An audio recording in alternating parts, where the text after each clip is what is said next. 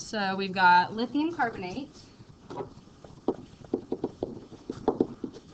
How did you know that was carbonate? Because you knew carbonate has a CO3 2- charge, the 2 drop down next to lithium. Also, you're recognizing these as a metal and then an anion. And then the next one's going to have a metal and an anion. So we've got an ionic structure here. So the next one is aluminum.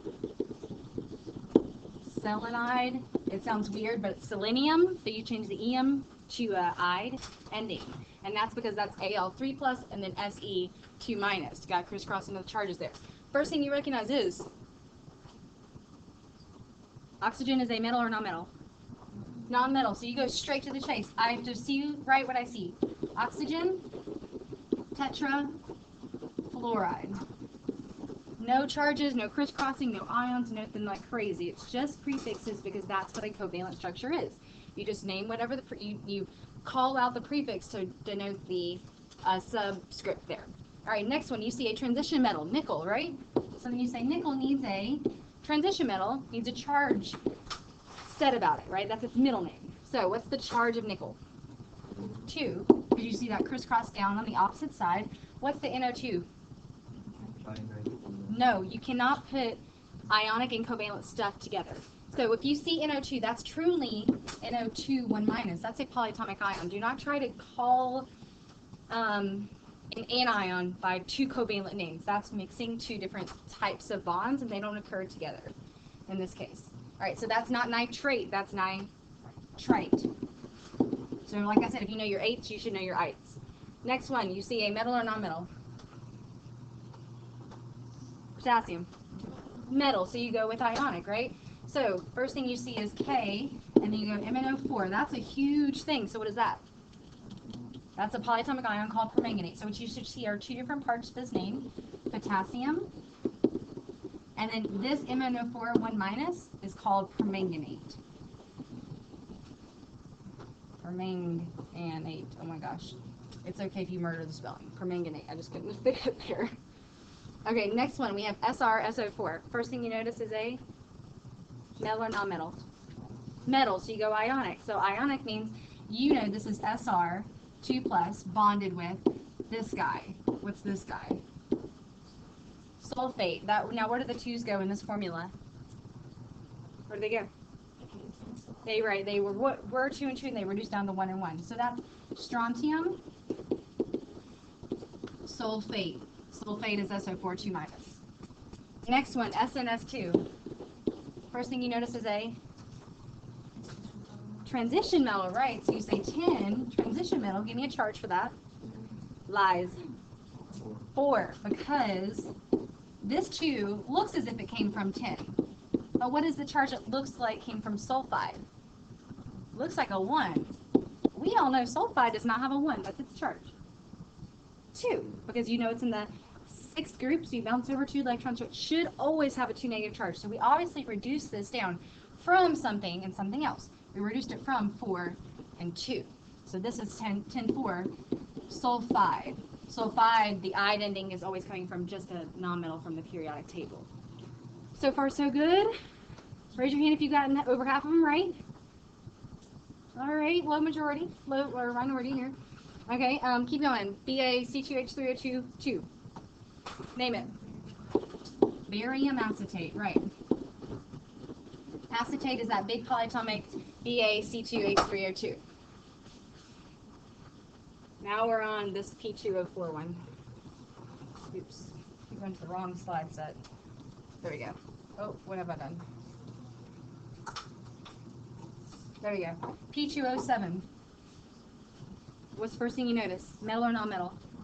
Non-metal. So you read and see, or you write what you see. How many phosphoruses? 2. So diphosphorus. It's actually hepta, but you just gotta, just remember that little H. Heptoxide. Heptoxide. Hex and hept. Hex is 6. Hept is 7. Next one, metal or non-metal? Metal. So sodium is the metal. What's the second thing? Chromate. Right. That's chromate. CrO4 is chromate. E. What's wrong with that? Anybody notice? Sodium's charge is a 1 plus. Chromate's charge is a 2 minus. What's wrong with that? Right, there should be a subscript of 2 there. I didn't check that before. There should be a subscript of 2. Oops. There's a 2 right here. All right, so that may have thrown you off, my bad. All right, so that's sodium chromate there. Notice everything has a first name and a last name. Sometimes you got a middle initial, aka you got a transition metal you're messing with. Next, now I think these take a little bit more knowledge because you have to know the polyatomic formula. You just can't look at it and go, oh yeah, that's nitrate. You have to know the formula. So next one, sodium bicarbonate. Sodium, 1 plus. Bicarbonate, anybody? The formula for bicarbonate? It's, oh, so carbonate, simply carbonate is CO3 2 minus. That's carbonate. But bicarbonate means it has an H in the front. No, that would be di. So bi and di are not the same thing. Okay, di is what we use to say 2 in a covalent type situation. Bi actually means has an extra H in the front. If you look on, you don't have your polyatomic list out in front of you, but you'll notice that anything with a bicarbonate, biphosphate, bisulfate, it just has a different, slightly different formula. It's got an H, and that H is actually H plus. So it was a 2 minus charge, and now it's a 1 minus charge because that offsets it by 1. We'll work with that one some more. Okay, so this is bicarbonate. It's crisscross, you get NaHCO3. That's actually baking soda, sodium bicarbonate. Look in the back of a box, and it'll say that. All right, next one, cobalt-3 nitride. Here's me. I'm doing it like exactly how you should probably be thinking about it, or write it on your paper. Cobalt-3 nitride. Ide ending means PTOE or polyatomic ion list. PTOE. Nitride charge. 3 minus. Crisscross, what do you get? CO3N3, which goes to CON. Did you reduce it down? All right, lithium acetate. Lithium charge 1 plus. Acetate. Polyatomic ion list or PTOE? Polyatomic in your head, right? What do you see? 1 minus, right? So put those together. LiC2H3O2, and you can put parentheses there if it makes you comfortable. Aluminum oxide. Aluminum, metal or non-metal? Metal, charge of aluminum. Oxide. PTOE or polyatomic ion list? PTOE, because this is ide, right? O2, that's the 2 minus, that's the charge of oxygen. If you load a 6 group, it can go over 2 electrons. So Al2O3. Next one, lead 2 phosphide. Shout it out. What's my thought process? Pb2 plus, and then phosphide is P3 minus, because phosphide means PTOE. Let's go find the charge. So crisscross, Pb3, P2. Okay, silver nitrate. Silver's symbol? Ag, charge of silver. Silver's number, it's a transition metal. Silver's number 1. It's always number 1. It always has a 1 plus charge. It's not on the transition metal. It doesn't have a designation of like 2 different transition states, so we just always call it number 1. It's always a 1 plus. So I just think silver's number 1, way better than gold. Okay, so silver nitrate. Nitrate, go for it. NO3, charge. 1 minus, okay? Crisscross, so you get silver nitrate. I mean, I'll put the parentheses on the nitrate to make it look like it's nitrate. Diarsenic pentabromide. What does that sound like? Sounds like what? 2 nonmetals, right? And you can hear the prefixes, di and penta, so that's definitely covalent. Write what you see. How many arsenics? 2. How many bromides? 5. Like those. Those are easy. Tetrasulfur trioxide. Tetrasulfur dioxide. Formula? S4O3. Tetrasulfur trioxide. Next one. Iron 3 chlorate. Iron's charge? Fe3 plus, right? And chlorate? ClO3 charge.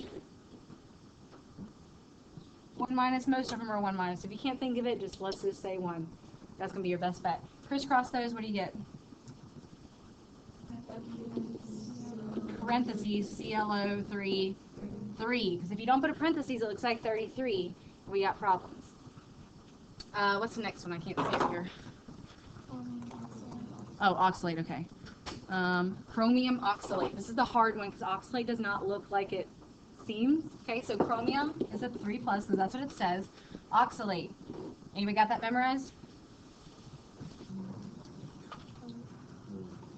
C2O4 2 minus. I don't know how you get oxalate from that, but that's a hard one. Some of them make sense. Sulfate's got sulfur in it. Phosphate's got phosphorus in it. Oxalate's got C2O4 2 minus in it. Okay, so you got to work on that one a bit more. So when you crisscross these, you get Cr2, C2O4 3. Count them up. See what percentage you got. I think there's 1, 2, 3, 4, 5, 6, 7, 8, 9, 10. There's 20 on there. If you got 10 out of 20, I'm hoping that's a minimum we got. Hopefully we have 50% at least. Write your score on the top of your paper for your personal motivation to study tonight.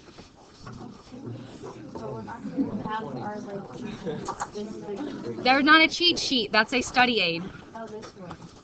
Nope. Not a cheat sheet. It's a study aid. Cheat sheet means you get to use it. We don't get to use it. You need to help yourself make some flashcards, or I don't know if you guys saw on my website, I did put a little Quizlet. Where'd I put that? Quizlet is under links. Top one, there's a Quizlet if you want to study your polyatomics. All right, I want you to look for yourself right now. Look on your little quiz you just did. What did you get mostly wrong? Just simply ionics, or polyatomic ionics, or transition metal ionics, or covalence. Because that's going to help you narrow your focus. Because if you got covalence, don't study covalence.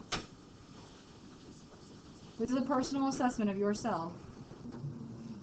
All right, we just did that for like 30 minutes. That took a lot longer. If that's okay. We're going to talk about Lewis dot structures today, and I'm actually going to. I'll modify homework because you guys need some more time for studying. It sounds like.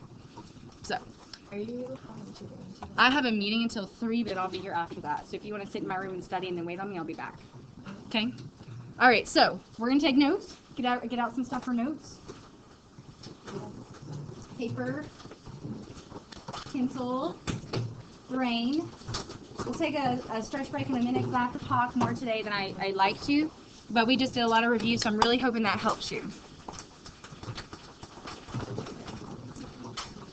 We're doing some notes, because we've got to, let's see here, shifting around some stuff, because if we do most of our content, like learning this week, we get to do more review next week before the test.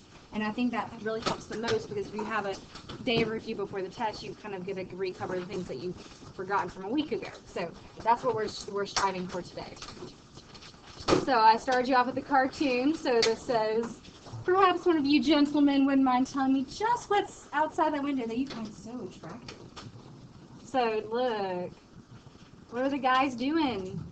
Look at that fluorine out there. Woo, she's looking good. Lithium, he can't help himself. He's attracted, okay? So what am I showing here? What kind of bond? Ionic, right? Because I got cation and ion. Okay, you got two different charges. So that's how ionic bonds form. So does a bond really form slowly? Do we really have to touch each other to be a bond? No. Okay, we can stand next to each other and be a bond. So a bond doesn't always have to touch. It doesn't always have to hold. It's just an attraction, and that's all that is an ionic bond. Is just an attraction between two different charges. That's it. A bond, you always think about like you got to hold next to somebody. But you know, we can have a bond. You know, like you can have an emotional bond or a mental bond with somebody. It doesn't have to touch. Okay? So this is a type of bond. Let me show you. Let me turn off the lights here. This one actually does touch. What is it showing? What's happening between? Woo, what's happening between there? They're sharing. Look how nice and they are to each other. So covalent. They're sharing with each other. That one, they tend to hold on to each other and touch each other, okay? That's covalent. This one's throwing the ball out the outfield. This one's going to catch it and then, alley-oop into the trash can. So what's that one? Going to donate it here. Ionic, right. This one's donating an electron. So this one's going to end up being a what charge? Right, this one's going to end up being a positive. Well, this one catches the electron, so it's going to be negative. So that's ionic, definitely. And, oops, sorry, we already accomplished some of that. Oh, where's my metallic? I may have skipped my metallic. No?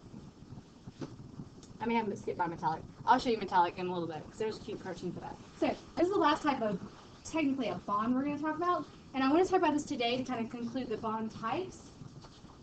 And then we're going to start drawing the bonds. We drew a little bit yesterday, but we're going to draw more today. And then next week, we have to actually make the alloy gold here, which is just a metallic bond.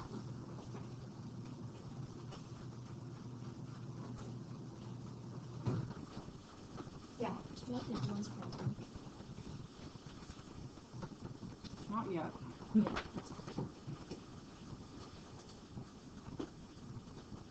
Now, you don't have to write down every word, but, read and summarize.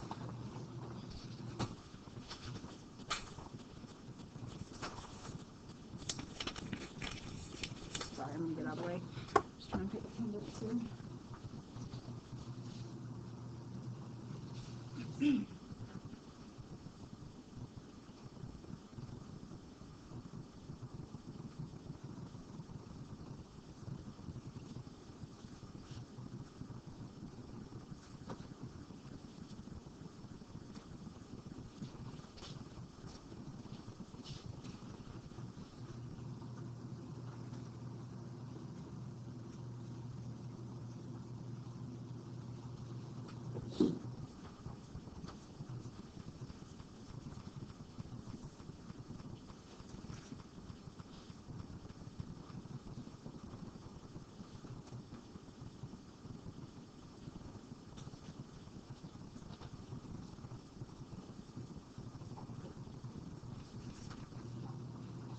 So metallic bonding, it's just a bunch of electrons floating around together.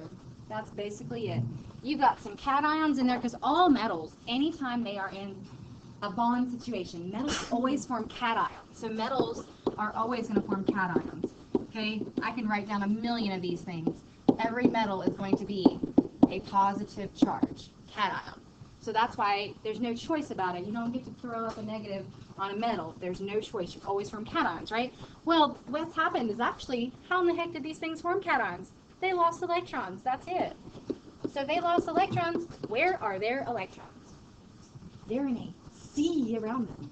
That's all a metallic bond. I say bond in quotes. It's not a touching bond, okay? It's an attraction bond. So interparticle attraction. So not touching, really. Okay, not touch. I know that makes grammatical sense. Okay, so this is essentially what it looks like. A blob, plus, which are the cation nuclei, cores, and then you got a bunch of negatives hanging out around it.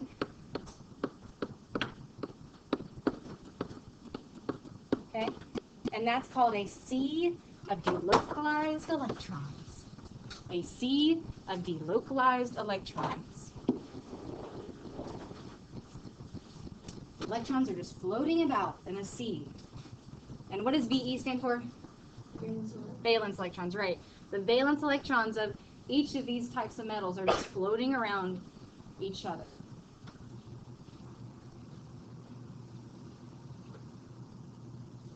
So if the metals are between this, if the quote bond is between the same type of metal, it's just a simple metallic bond.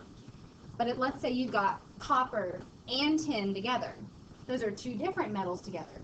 And that's what this right here, as I skipped this earlier, different metals together are called alloys. Alloys is that's what we're going to make in our lab next week. And it's really cool, and you get to take it. That's your keepsake from honors chemistry. The success of getting through. So the bond here is has electrons that are delocalized. What do you think local or localized means? Okay, they're close, right? Delocalized, or local can be like in a specific location, right? It can be close, which would be like a close distance, but local just means in one particular spot. Delocalized means in lots of different spots, lots of locations. So I'm just going to say many locations. And that's why the electrons are free to move, because they are allowed to go in all kinds of different locations. So this is very different than ionic. Ionic will have just a donation of electron. It doesn't move. That new electron stays where it is, does not get to move. It's always localized in that one new spot. Covalent, they share. They have a shared relationship. So ionic, you have a cation and an anion, definite locations of the electrons. Covalent, you have a bond, a true bond that forms between there. The electrons are localized in that location in the middle between the two atoms. This one is a big blob, big C, allowed to go wherever they want. Now, if the electrons are allowed to go wherever they want, what kind of properties do you think that allows metals to do? Electrons can flow wherever they want. Electrons moving makes electricity, right? This is the only value of a metallic bond. It's because we can allow stuff to flow through the electrons, aka conductors. They're electrical conductors. So here's what they look like, okay? You can see the electrons are floating around everywhere. I kind of already drew that as a blob for you. So the three properties we should know about this are the electrons allow for conduction. That's one property of metallic bonds. And the weird thing is they're conductive in all states. They're conductive in the solid or liquid state. I don't know there's many metallic gases, so I'm not going to go gaseous state. That'd be a little extreme. Because if not, we'd be inhaling all kinds of metals, and that'd be bad for our health. But they're conducted in the solid and liquid state. Ionic stuff's only conductive in what state? Yeah, aqueous or molten liquid state. Ionic, I don't have my lattice, I give to Mr. McNeil. The lattice state, solid, does not conduct electricity. So there's a contrast between these. All right, so they're thermal and electrical conductors. Basically what's causing this is electrons flow to create a current. The current can be like a convection current, or what are all those currents you guys learned in like middle school? Radiation, convection, another one. Conduction? Yeah, there's all the convection, conduction. Okay, so it can create a current. A current, it can either be an electrical current, which is just electrons flowing past each other like this, or it can be a thermal one where the heat can flow through. It's because the electrons get so excited and they just carry that stuff around. Malleable and ductile. What's malleable mean?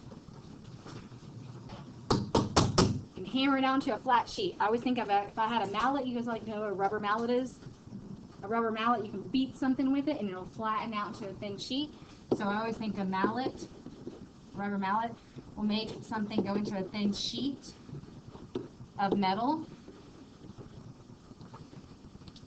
And then ductile. Yes, it will be able to be pulled into a wire. So if you think copper wire pulled into a big long thread, that's what it means. It's pulled into a long string of wire. So pulled into a wire is ductile, thin sheet of metal is malleable. Those are the two properties you should know that are about the physical properties, what they kind of look like. And I kind of just said this highlighted part here, write down what you want to. But like I said, it's in contrast to ionic compounds. Ionics don't have electrical conduction in the solid state because their electrons are bound. They have their electrons that are bound up in that lattice. They're static. Static just means they stay in one location. So static means non-mobile, can't move.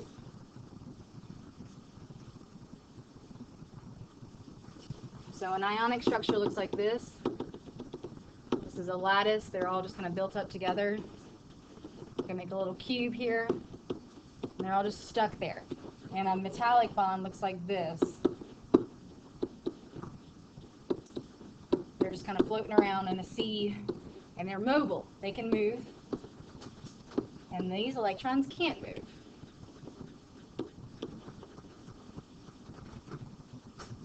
All right, that's the direct contrast between metallic and ionic. So we haven't just discussed in length which bond type. What have we not done a whole lot on? What kind of bonds? It's the third type of bond. Covalent. So that's going to be our main focus after this, okay? So take a 2-minute stretch break, go see a friend, give them a hug, make a bond, do whatever you got to do. Get up and stretch, because you're going to want to stretch before we take these notes.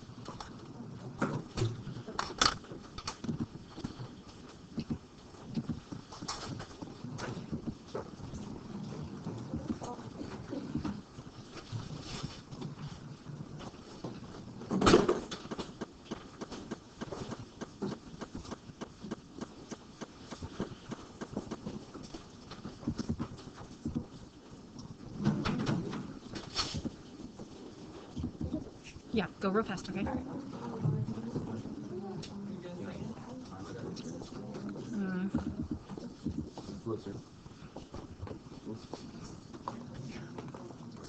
Get water. Go fast, please.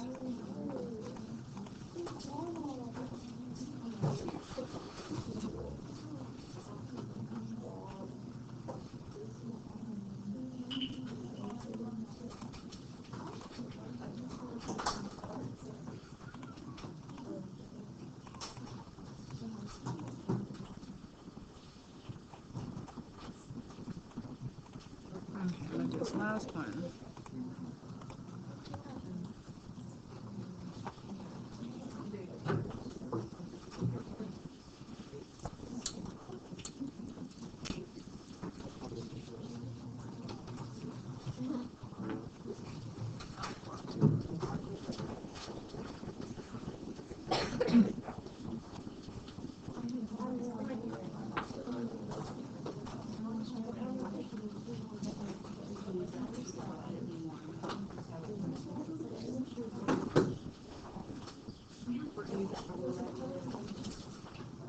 All right, 30 seconds, we're going back. Just passing out some stuff we're going to use in a little bit.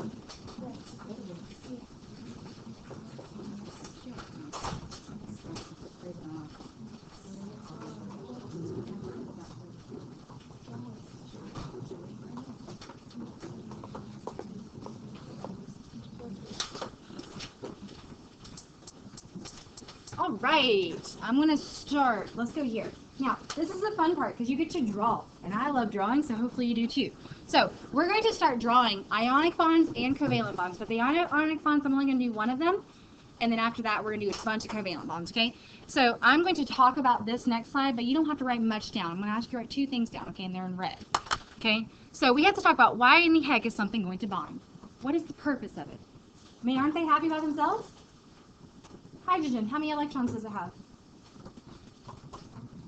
1. It wants 2. Hydrogen's little. It can only accommodate 2 electrons. It can't get octet. It's just special. Yeah, hydrogen's special, okay? It's weird. It only can get 2 electrons. So 2 hydrogens have to get together, hydrogen number 1 and hydrogen number 2, to make this nice covalent bond where they look like this because they want to be happy. They want 2 electrons between them. Hydrogen's an exception, okay? But most atoms are going to be happy with what number of electrons? 8, okay? They want to be happy with octet, okay?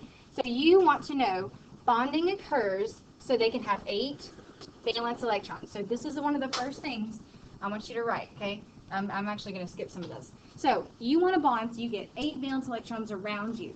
Hey, I don't care how it happens. I will share, I will donate electrons, I will take electrons. Okay? This can happen in multiple ways. So the goal is to get 8 octets. Sometimes you're okay with less, sometimes you're okay with more. So bonding occurs so each atom can have 8 valence electrons.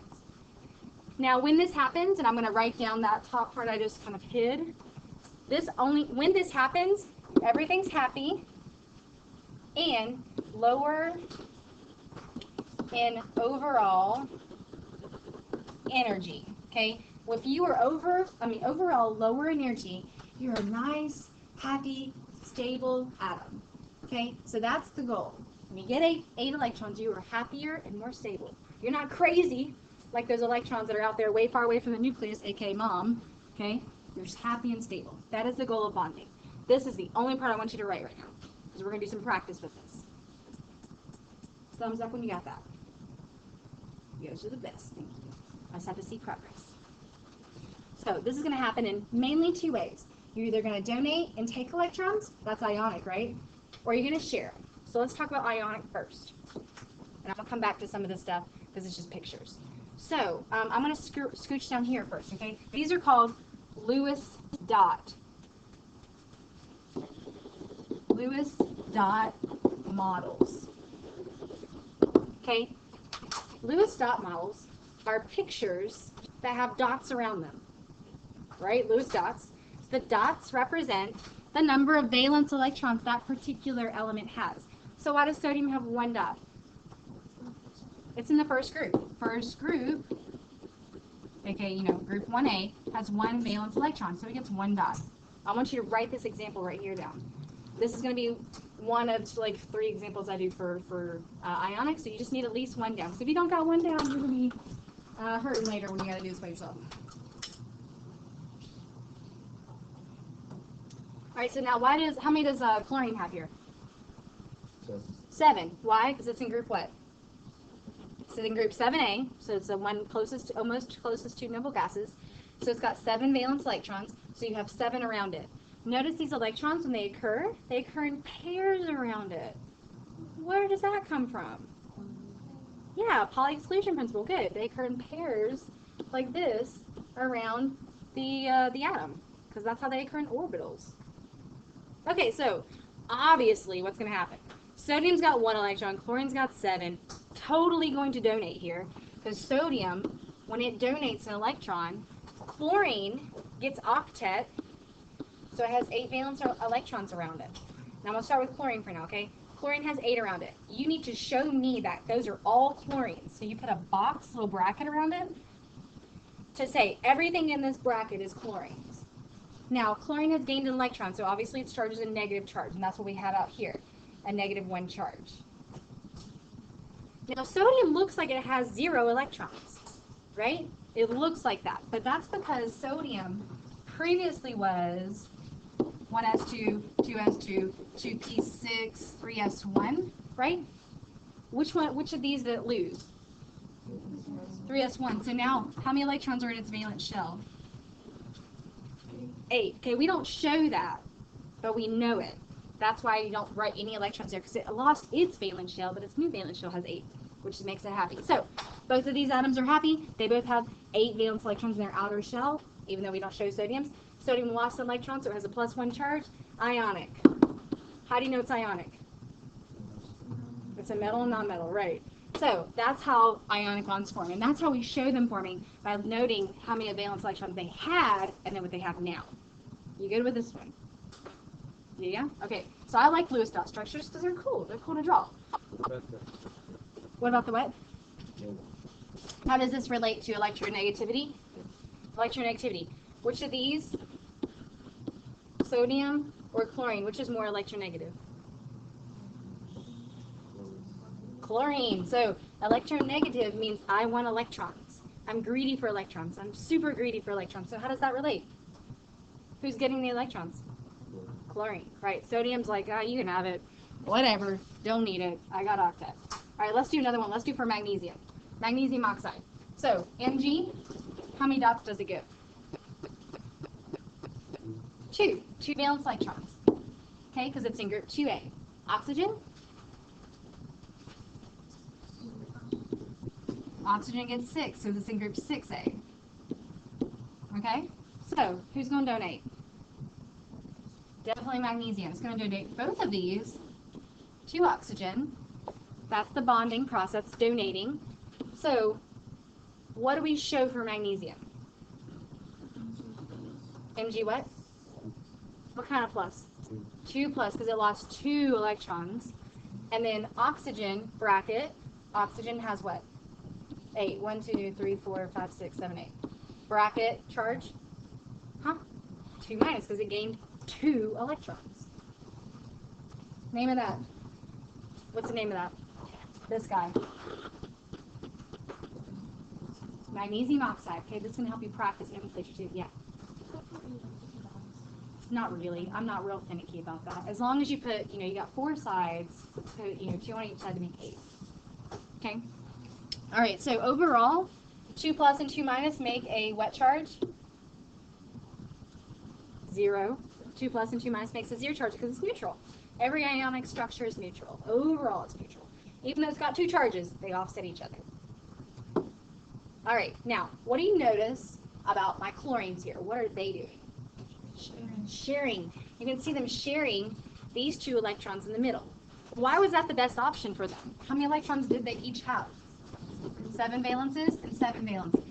So draw that one for yourself, and then I'm going to show you a little bit simpler, more realistic way of drawing them.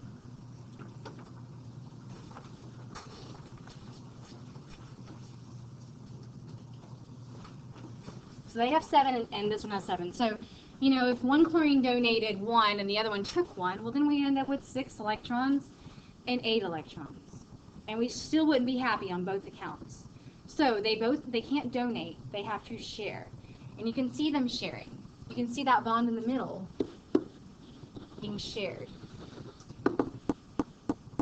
So instead of putting 2 dots in the middle, a lot of times what people do, and I do, and you will do too, is you'll write chlorine bonded to chlorine.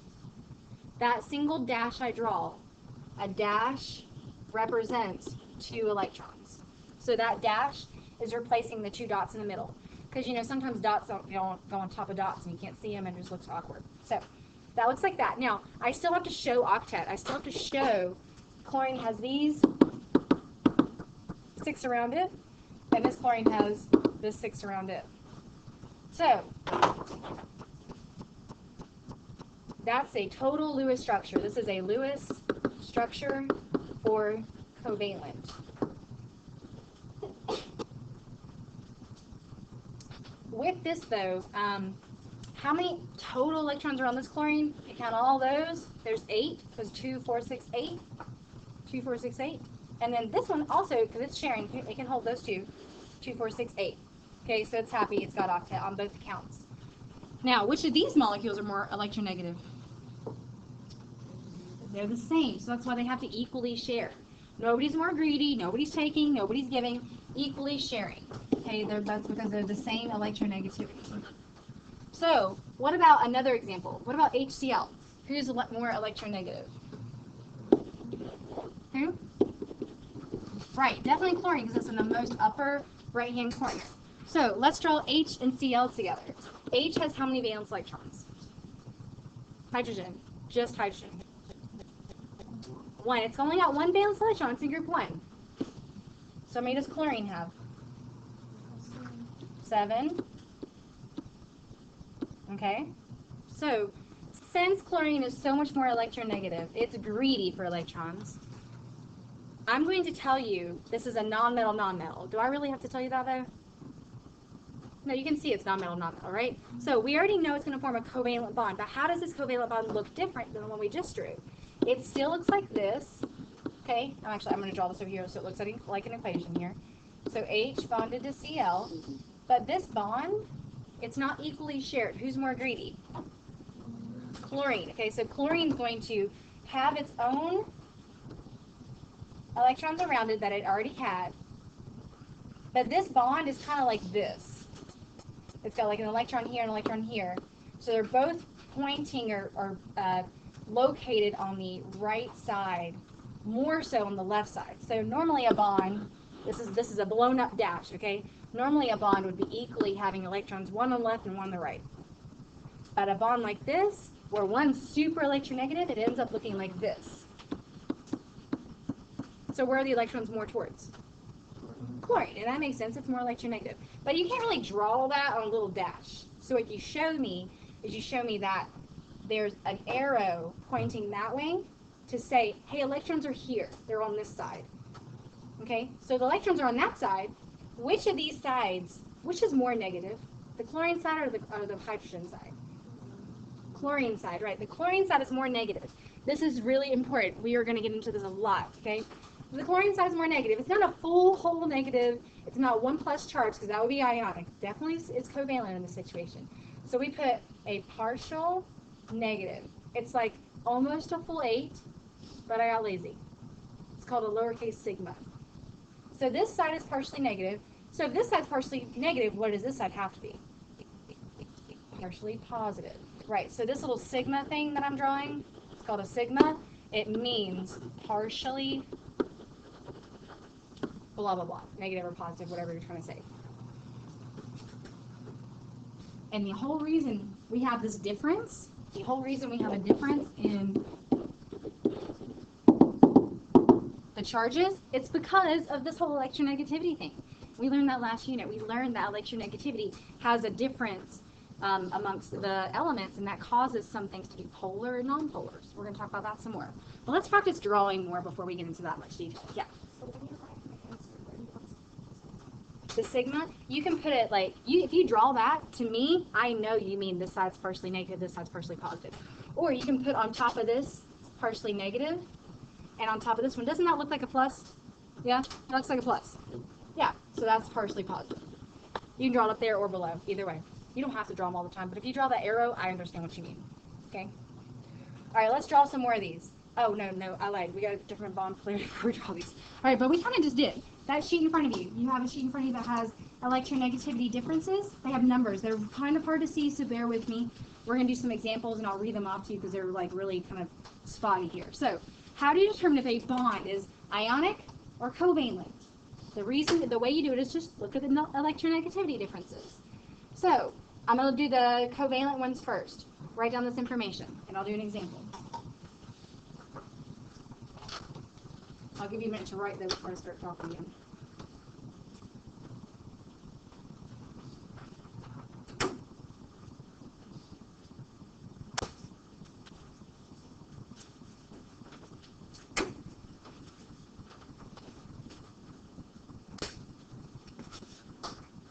This is a very writing intensive part of it because if you have examples, you're going to be sitting pretty for problem sets.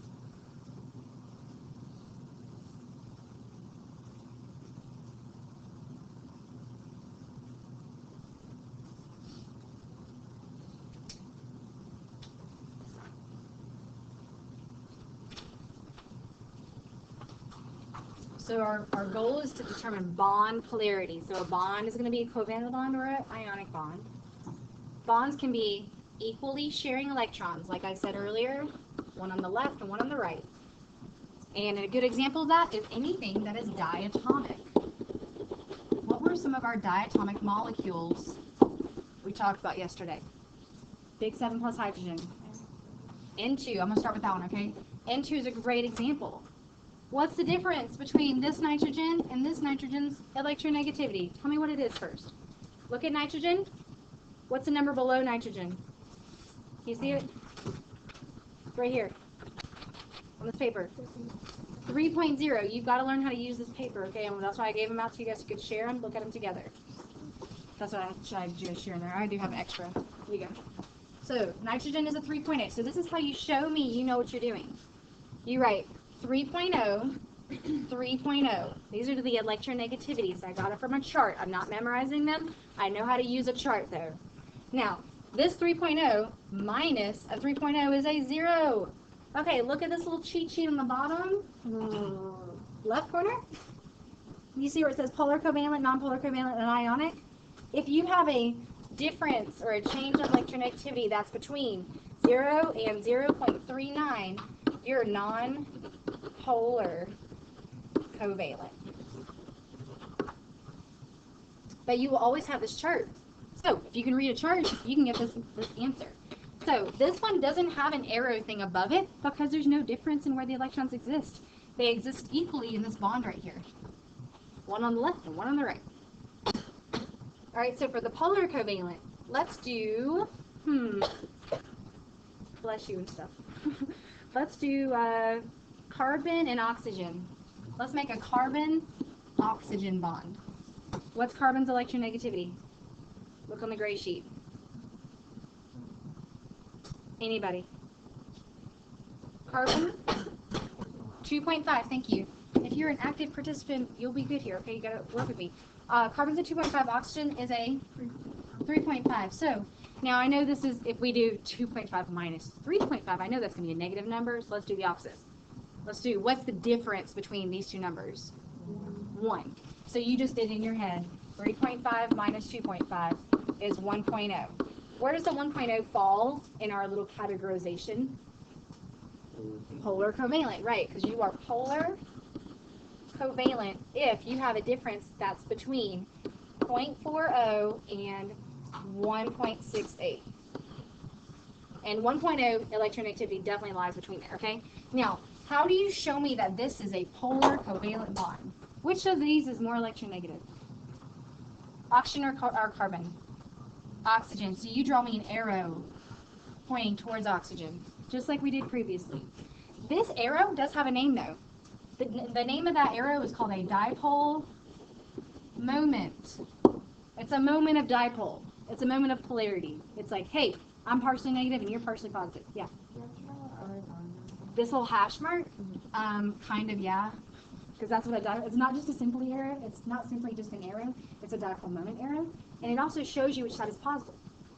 It's really easy to see. This side's partially positive and this side's partially negative. Polar just means opposite ends. Hey, it's got opposite ends. All right, so now we're building. We had a 0 difference, a 1.0 difference. Let's go big and bad. Let's go big difference. Let's go ionic, okay? The bigger the difference, the more partially negative and partially positive. You're going to get to the point where, hey, there ain't no partial anymore. It's totally negative or totally positive. So let's do the difference between sodium and chlorine. Whenever you get a chance, tell me sodium's. Sodium's electronegativity number. 0.9. Chlorine's number? 3.0. Thank you. Ooh, what's that difference? What is it? So the change in electronegativity, the difference in electronegativity is a 2.1. Ooh, doggies. Okay, that is in the category ionic. Because there's no sharing here. There's no partial negative, partial positive. It's a total donation of electrons. This one's actually going to end up being a 1+ charge, and this one's going to end up being a 1 negative charge.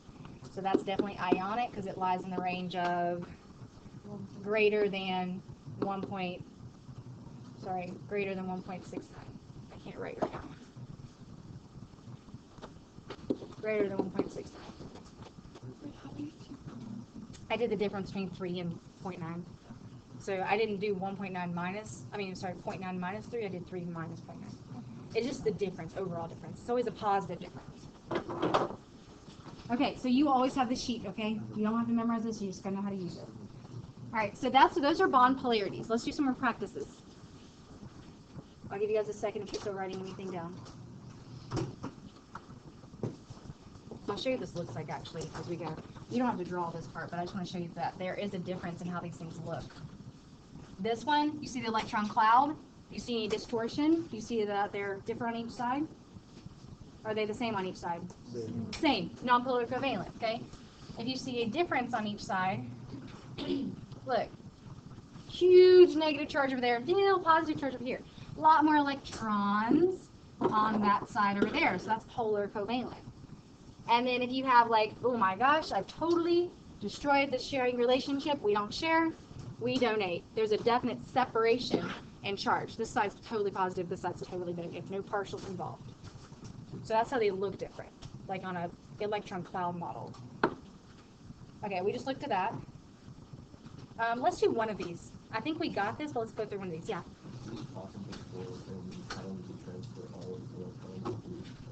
Yeah, hydrogen, because it's only got one. Let's do oxygen and hydrogen. Did we already do that one? No, we didn't.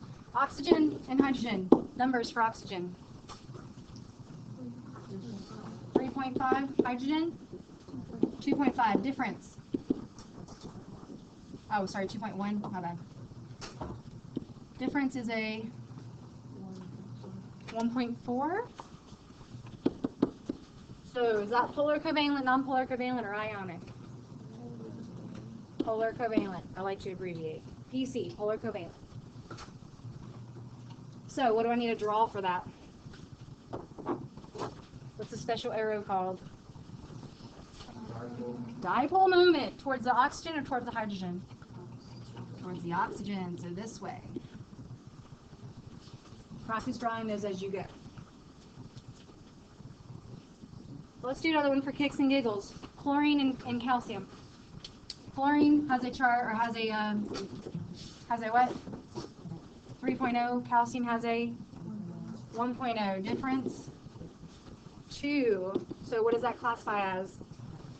Ionic. So do I draw a bond here? No, it doesn't truly bond. It's actually, I'm not going to draw anything, but I am going to show you that calcium has a charge and chlorine has a charge, and they come together to make calcium fluoride. All right, thumbs up when you're good with those examples. All right, so I'm ready to start drawing some for real stuff. For real. This is my favorite part. I like these. We're gonna once we get good at drawing them, we're gonna start building them. Look, I have an elephant. I have this is the active side of nope, not that one. Oh, what's that? Oh, where's that? You see, this is the it goes together, but it's not exactly. This is the beginning of methamphetamine. So it's a big structure. Okay, let's do, not that yet, let's do drawings. I'm going to show you a drawing first, and then we're going to go through the rules. Let's do a drawing first. And I'm going to use a shortened version of my previous rules that I just had in purple, but I'm going to show you how to do it first, and then we'll go write the rules for ourselves. So, here's how you do it. Write down this example. NH3, its name is ammonia. This is just the name. I'm just telling you that because we're going to use ammonia eventually in a lab. NH3. Okay, very first step you do. First, is this covalent or ionic? It's covalent because it's got a non-metal. So our bonds are going to be touching each other. They're going to be drawn as true bonds. How many valence electrons does N have? Valence electrons. What group is it in? 5. Yes, it's in group 5. So it has 5 valence electrons. Plus, how many does each of these 3 hydrogens donate? So I have 3 times the valence number for hydrogen, which is 1. Okay, so nitrogen has 5 valence electrons. Each of those hydrogens has 1 each. So how many total valence electrons do I have? 8 VE, valence electrons. I hope everybody's writing this example down because you're going to not like yourself if you don't have an example to look through later. Okay, so first thing I did is I counted V. This is called the Vesper rule. Vesper, we're going to talk about what that means later, but Vesper, I counted up the valence electrons. Second thing I need to do is I need to make a skeleton of what this atom or what this molecule looks like. I have nitrogen and I have 3 hydrogens.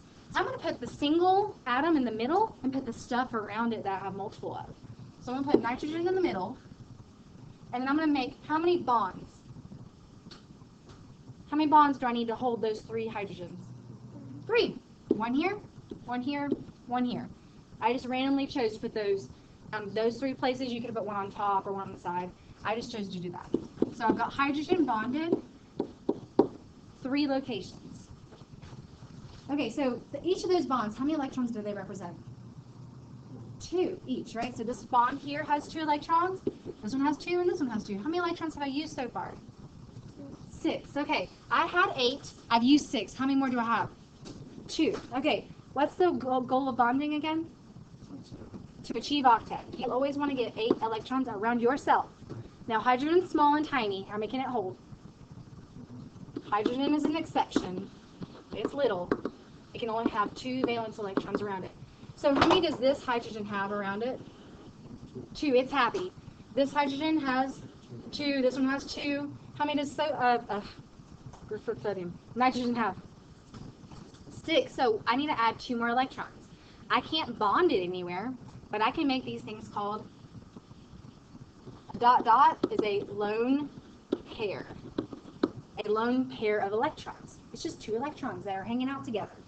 They're not bonding to anything. They're just sitting on nitrogen. So now, how many electrons are in my total structure?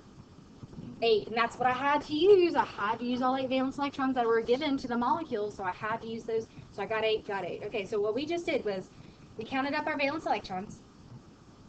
We made a skeleton. We put some atoms We made a central one and we put some bonds on there. We added all the electrons we could. Now, why are we adding electrons to get what? Octet. Remember, you always want to get octet around everything you can. And then these last two, make pairs is sometimes just like a thought, like trying to make a lone pair. Maybe I do, maybe I don't. And the last one is like, double check. How many electrons did I have? Had 8. How many do I have on my model? Got 8. This is just a quick review of your model. All right, so that's fun. That's cool. So these bonds are called bonding pairs. This is a pair that are bonded. And the top one is called a what? Lone pair, because it's all lone and lonely. All right, let's do it again. Let's do it for this guy. What's the name of this?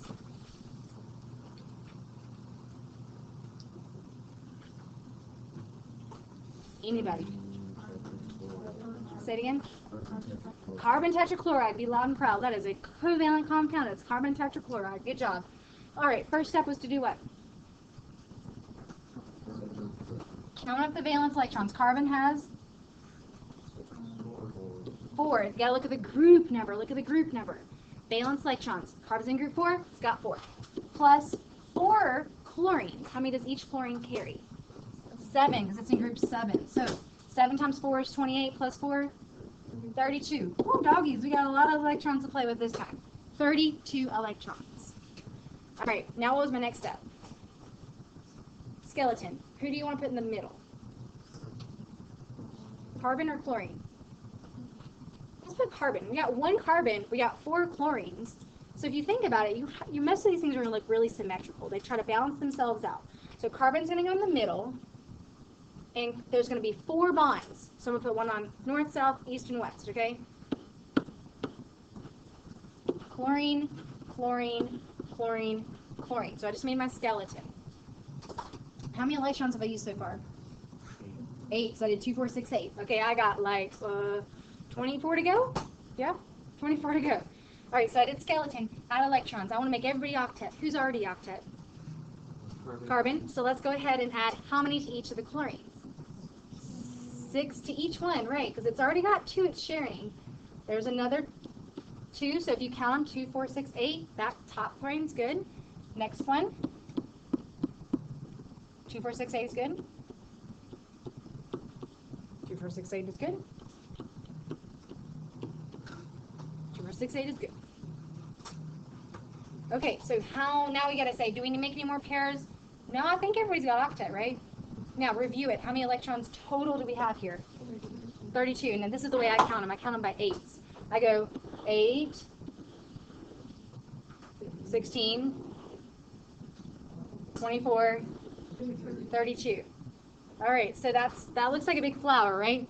Let me show you what that actually looks like. That actually looks like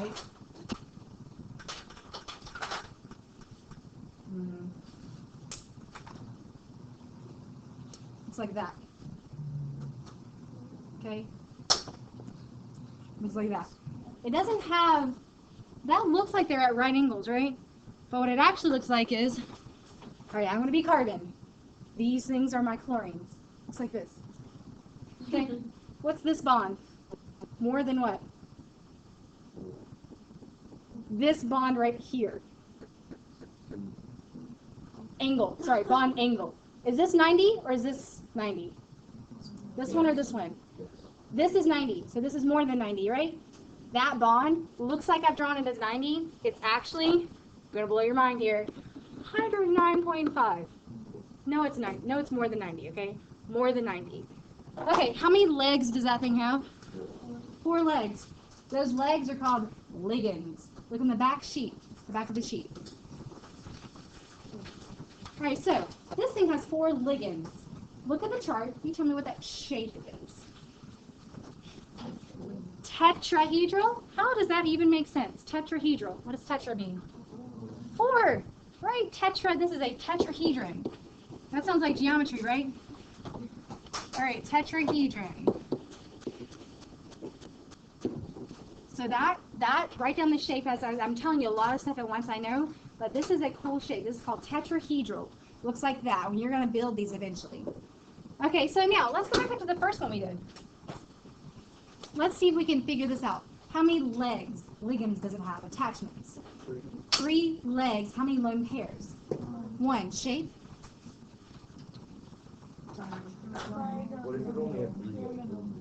I'll tell you that in a second, okay? So 3 legs, 1 leg, and is what? Trigonal what?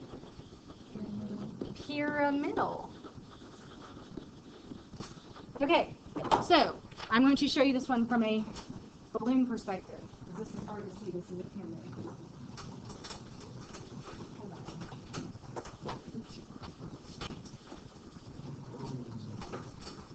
Okay, there's a lot of hot air in these things. I had my AP students blow these up because I can't blow up the balloon very well.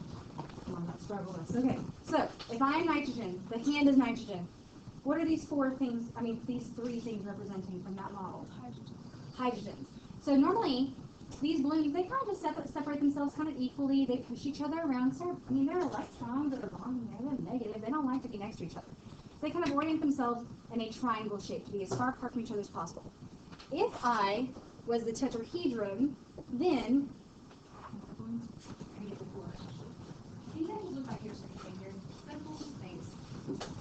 okay, I am carbon. This hand is carbon. This hand is carbon. Okay, so what it does is it looks like, looks like fun actually. But this is chlorine, chlorine, chlorine, chlorine. Notice it doesn't look like a flat surface because that would be square, planar, square, square, plane, flat. Okay, it's actually 3D. My hand is too big to be in here. But here we go. Looks 3D. That's called a tetrahedron. Okay, now if I take this top one off, which is the top chlorine, it looks like a triangle, kind of. I'm struggling here. Okay, looks like a triangle, right? Now, if I have nitrogen with a lone pair on top, that lone pair, it's huge. It's huge. It's bigger than these. It's supposed to be, right? It's 2 super big negative charges. So what happens is it goes on top, and it does not like to be next to these bonded pairs because they're all negatives. They like to repel each other. So what happens is they push it down. They push it down in a way that they start to form like a little pyramid because they kind of scooch together from the bottom. They form a pyramid. So if that lone pair goes away, oops, dropped one of the hydrogen, and that lone pair goes away, it's supposed to look like a pyramid at the end. That didn't work very well. So this right here is supposed to be a better representation of that because it's got 3 legs, okay? If I hold it flat, it's not flat. You can see it's got a space right here. It's got a gap. That gap means it's pyramidal. It looks like this.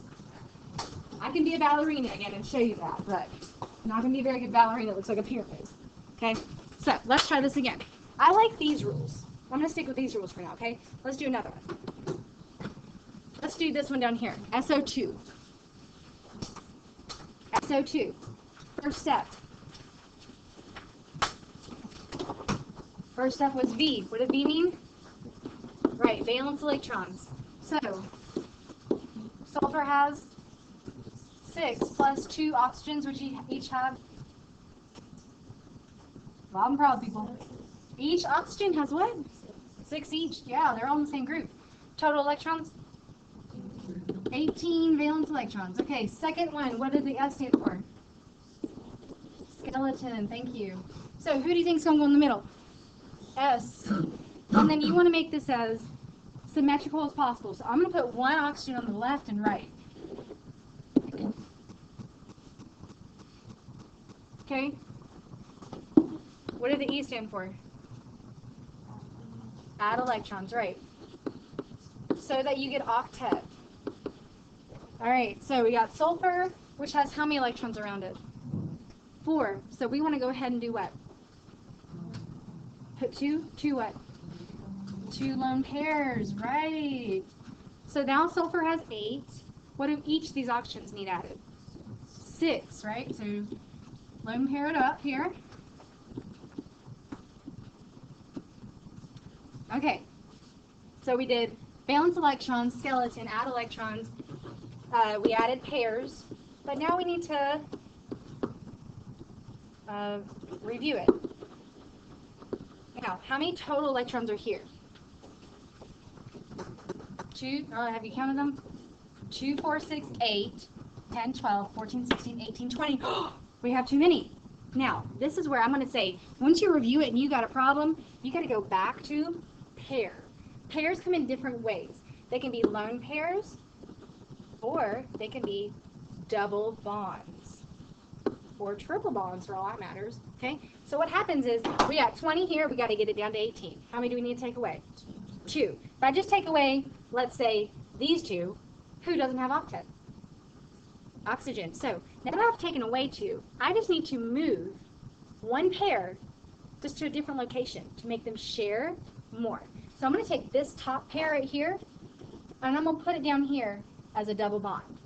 I'm just moving where it is. It's still attached to sulfur, and now we get to give oxygen octet again. So they're both happy, but now that I've moved it, it's no longer up there, right? I just moved it. It's no longer here, so I'm going to take it away from here. I just moved it. So, now, double check your count. 18. So that's where you have your process. You get through the pairs, you get to review, you go, oh, I've got too many. I need to shift where these are. I need to put in a new location. I need to make everybody have octet, but I need to take away a full pair. So, there we go. It's got a double bond. Okay, now this shape right here, we have how many ligands? Legs. 2 ligands. How many lone pair on sulfur? 1 lone pair. What's that shape? Bent. If you look on the back of your sheet here, the back of the sheet says 2 ligands, 1 lone pair is bent. That looks like this. Okay? Here's an oxygen on one side, here's the oxygen on the other side, and there's a huge lone pair right here. So I'm going to draw this so it looks bent for you, okay? It actually looks like huge lone pair, oxygen, oxygen. Looks like that. As a lone pair, what did I tell you these lone pairs did? What are they doing to this bond right here? Pushing. It's being a big bully, and it's being pushy. And pushy, the chemistry word for pushy is repel. Because these two things are huge negative charges. Guess what these are? They're electrons too. They don't work together. They don't want to be near each other, so they push them away. So instead of being straight, my head being the big, huge lone pair, look how big that thing is. Whew, noggin right there. And you push it down, because the lone pair is pushing these things away. Now, there's a whole theory of what we've been talking about this whole day, okay? It's called the Vesper theory. That's why I have that I made up to show you the steps, but also tell you the theory we've been talking about. This whole theory is called the valence. Write this down. I talk to it so you write stuff down, and I talk to talk so you gotta figure out what I'm saying when. Okay. Valence, shell, electron, pair, repulsion theory. So doesn't that kind of make sense with the picture I just drew them pushing? What are the valence shell electrons doing? They're repelling, right? They're pushing. They're repelling from the bonded pairs. So we're going to work some more with this tomorrow. But I haven't gone through all the different types of structures that we're going to start. But I'm going to give this to you now, and then I'm not going to ask for you to start them, but I'm going to give it to you now. So I'm adjusting homework a little bit. We got a few more minutes here. You guys can start this. Reading guide 7 and 8 both deal with bonding. Lewis dot structures, Vesper theory, the shapes are doing like tetrahedral, trigonal. So you haven't had any exposure to this today, so thank you for absorbing what you could today, and you're going to be reading guide 7 and 8 tonight to really get a better foundation, okay? I'm going to start Lewis dot structures. I'm going to give it to you though, especially if you're the absence mark, or if you happen to have time. Okay, you might have time to do this. So you're going to, if you have time, you're going to draw these structures I have for you. They're front and back. Because what we're going to do is we're going to draw them, we're going to do the bond electronegativities, and then we're going to build them, and we're going to look at the shapes and angles. We're going to look at a lot of stuff with this. So this is going to be like a 3-day lab. Because it takes a little while to build these. So if you want to look at these now, if you want to pull up reading guide 7 and 8 now, do what you got to do. I've talked to you way too much today. Don't keep those. My second period needs those actually. So good question. I will always provide these for you in class. I already have it posted online though if you want to print off your own to have at home. Or you can just Google electronegativity chart. You will find one. Okay, they're also in your book. Yeah. Pass it back. Okay. So the rest of the time is yours to look at chemistry stuff. This is your paper that I'm passing back right now.